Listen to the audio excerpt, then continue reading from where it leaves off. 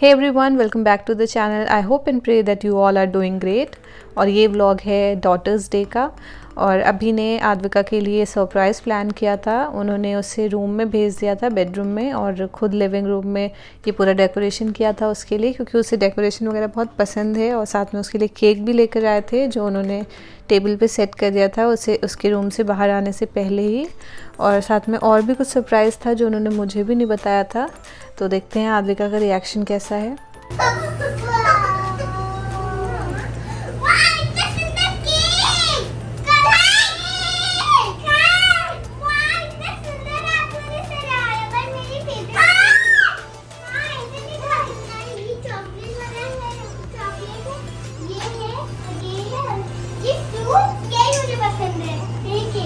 Happy daughters day आद्वी।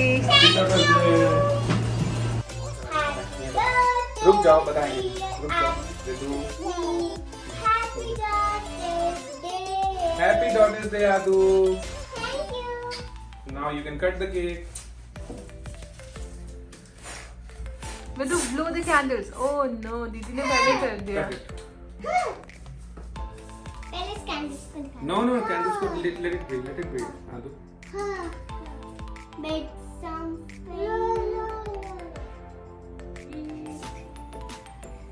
Look at the camera for a photograph. There is one more surprise for you.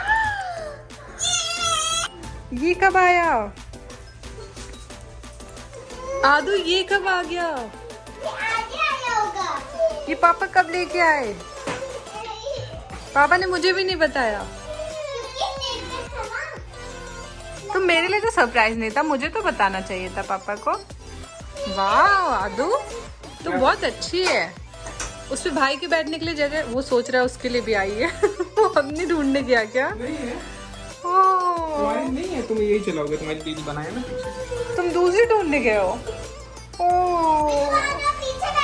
Oh no, विदु के लिए नहीं आया। तुम इस पे बैठोगे ना दीदी के पास, तुम्हारे लिए भी जाएंगे। तुम बड़े जाओगे, मेरे लिए दो।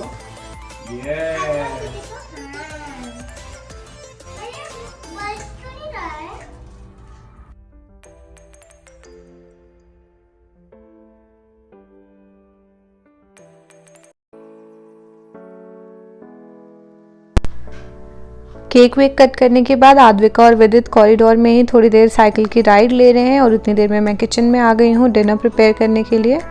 और अभी ने मुझे सरप्राइज़ के बारे में कुछ भी नहीं बताया था कि उन्होंने क्या सरप्राइज़ प्लान किया है आद्विका के लिए। वो ऑफिस से थोड़ा सा लेट आए थे, तो उन्होंने मुझे बताया था कि वो लेट आएंगे, उन्हें कुछ काम है। और आने के बाद उन्होंने साइकिल को बाहर ही हाइड कर दिया था और फ्रिज में केक रख दिया था। तो केक तो मुझे समझ में आ गया था कि फ्रिज में रखा है उन्होंने लाके, तो वो केक ही लाए होंगे, बट साइकिल का कोई आइडिया नहीं था।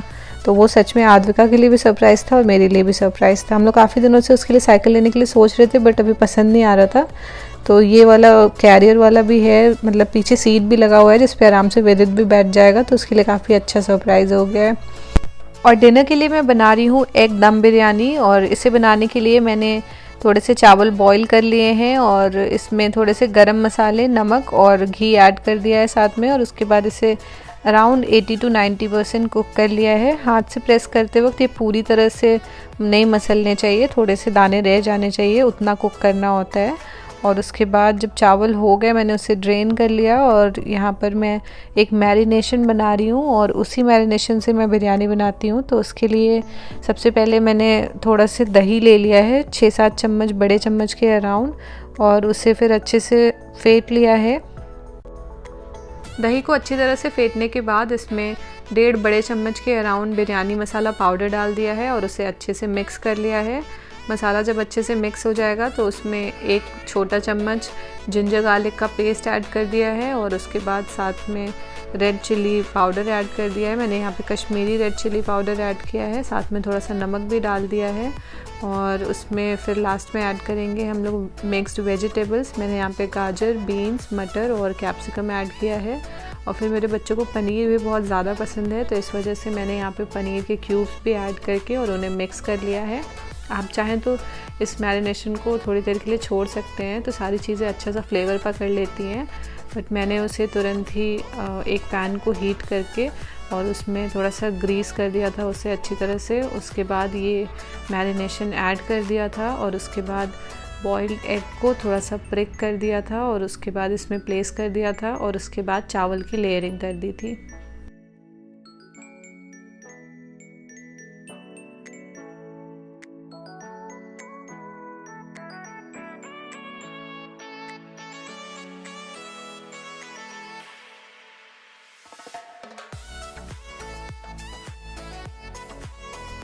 मैंने थोड़े से गर्म पानी में केसर की कुछ स्टैंड सोक करके रख दी थी, तो उससे बहुत अच्छा सा येलो कलर आ गया है।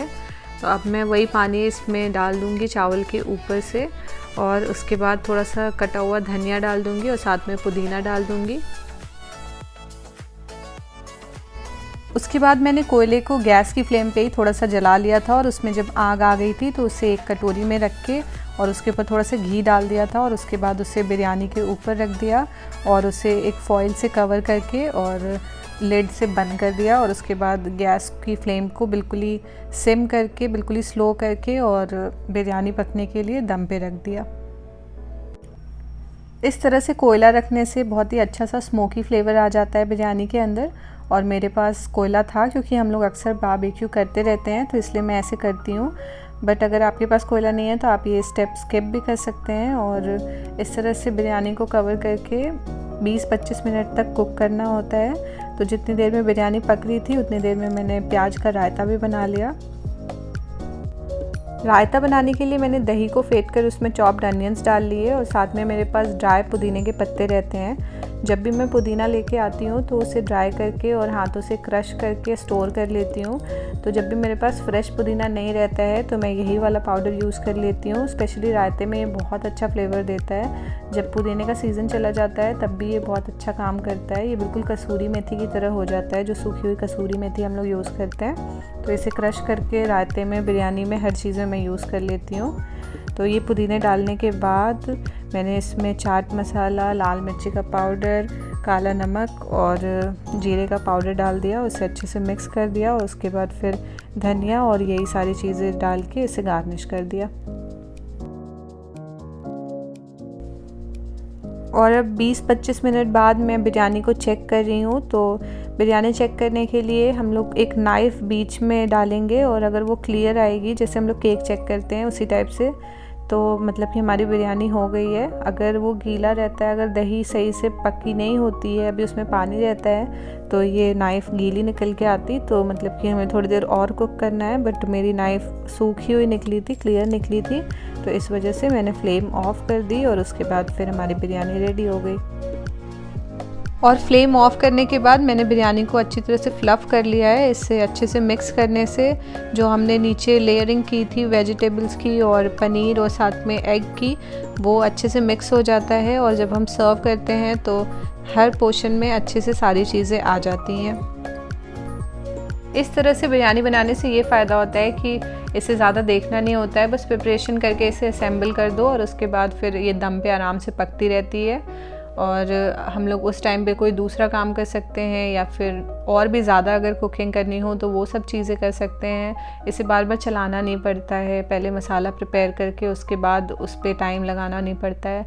तो अगर आपके पास भी ज़्यादा कुछ काम है या फिर ज़्यादा कुकिंग करनी है तो आप इस तरह से बिरयानी ट्राई कर सकते हैं। इस रेसिपी से बनाने के लिए आपको काफ़ी ईजी पड़ेगा और बहुत जल्दी भी बन जाता है और बहुत टेस्टी भी बनता है और अनअटेंडेड छोड़ सकते हैं, उससे कोई प्रॉब्लम नहीं होती है, जलता वलता भी नहीं है। सो आई होप कि आपको ये रेसिपी अच्छी लगी होगी।